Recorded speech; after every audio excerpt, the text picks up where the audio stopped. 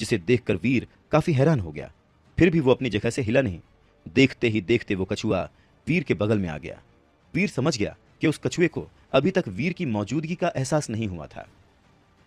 इसी बात का फायदा उठाते हुए वीर ने तुरंत ही उस कछुए को उसके कवच से पकड़ लिया और अपने खंजर से सीधा उसके शरीर के कमजोर अंगों पर निशाना साधने लगा।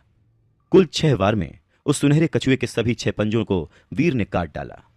अपने ऊपर अचानक हुए इस अटैक का उस सुनहरे कछुए के पास कोई डिफेंस नहीं बचा था और वो तुरंत ही तड़पता हुआ जमीन पर पलट कर गिर गया।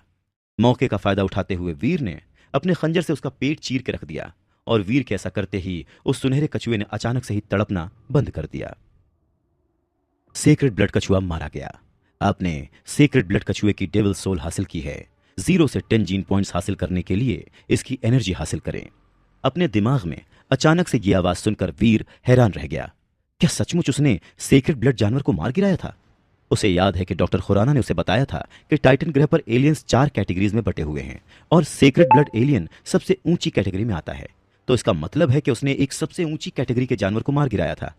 एक पल के लिए वीर को लगा जैसे कि वो कोई सपना देख रहा है और अपने आप को विश्वास दिलाने के लिए उसने कस के खुद को चुटकी काटी। आई! अपने हाथ पर बहुत तेज दर्द के एहसास से वीर को विश्वास हो गया कि वो कोई सपना नहीं देख रहा था। वाकई में उसने इस कैटेगरी के जानवर को मारा है।